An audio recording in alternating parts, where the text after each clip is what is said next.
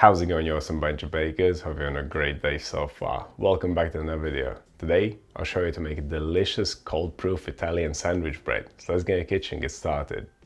I recently updated my cold-proof cheesy breakfast roll recipe, and it got me thinking about more cold-proof bakes. Cold-proofing is an excellent method for saving time on the day of baking.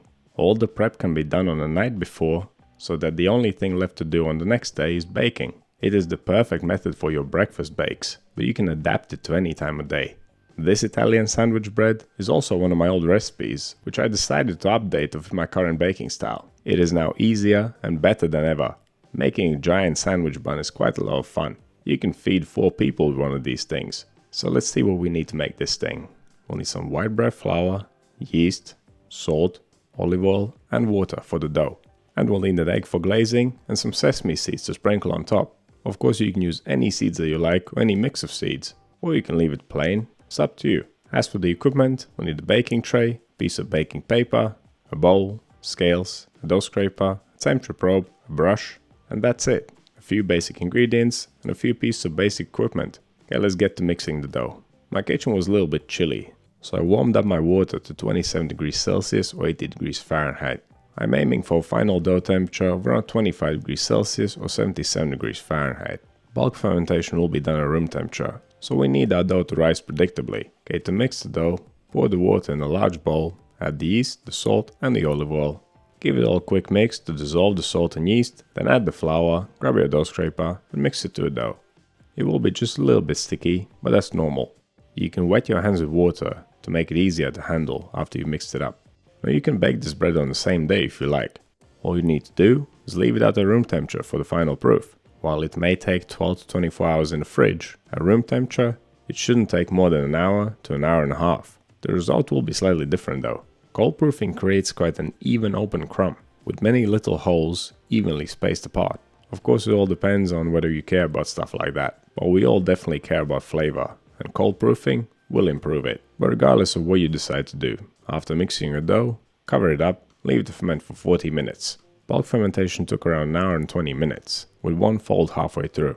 So after the 40-minute timer is up, wet your hands with water to prevent the dough from sticking to them, release the dough from the bowl, lift it up, and then fold it. I like to fold the sides down, then push them back up into the middle, whilst going around in a circle. It's kind of like we're folding on a table, upside down. I like this method because it keeps the table clean. You could of course dust the dough with flour, drop it out on the table and fold it that way. That is up to you. Okay, after giving the dough a fold, place it back into the bowl, cover it up and leave it to ferment for another 40 minutes. It should really start puffing up now. After the bulk fermentation is over, we can move on straight away to final shaping. And this may be the easiest final shaping method ever. The only way to simplify it would be by not doing it at all. So here's what you want to do. Dust the dough with flour quite generously. Then release it from the bowl, place it on the non-stick paper lined baking tray. As you release it from the bowl, as you pick it up and handle it, try to keep it as round and uniform as possible. The only thing we need to do now is to flatten it. But don't just squish it down with your hand. Gently and slowly flatten it out using your fingertips. We don't want to deform it. It should be nice and round and evenly thick. Of course, you don't need to worry if it turns out a little bit wonky. It will still taste exactly the same as a perfectly round one. Like I mentioned earlier, all the prep can be done a day ahead of time, and that includes glazing and topping with seeds. To get the most out of my egg, I decided to use a double glazing technique. So glaze it once, leave it to dry for 5 minutes, and then glaze it again. This will give the bread a super rich and dark crust, and will ensure that all the seeds stay stuck to it. And speaking of seeds, applying them is the next step. And don't be shy here. Use a lot of seeds. Leave no part of dough uncovered. I think I may have used close to 100 grams of sesame seeds for this loaf. And like I mentioned earlier, you can use any seeds that you like. Linseeds, aka flax seeds, sunflower seeds, or some kind of seed mix, perhaps sesame, caraway, anise seed, fennel seed, sunflower seed, anything that's to your taste. But you can just as well leave it plain.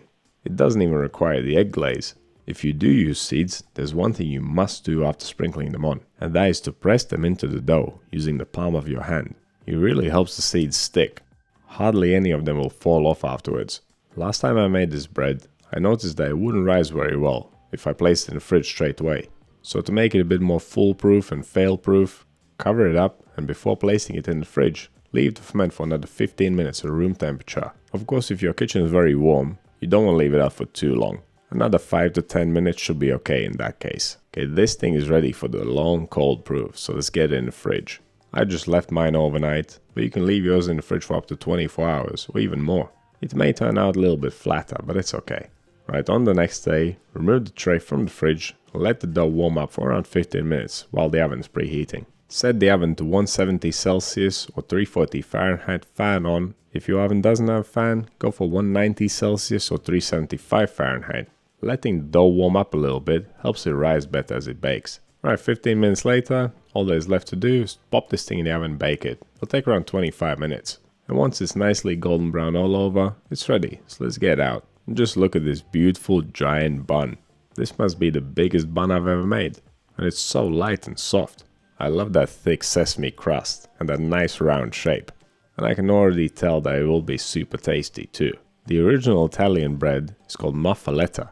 But then again, some other sources say that the sandwich made from this bread is called muffaletta. Maybe someone can clear that up down in comments. The sandwich contains a bunch of ingredients.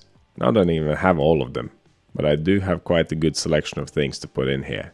Starting with quite a lot of pesto. We'll let that fill in the crumb nicely. It may look like a lot, but we are making 4 portions.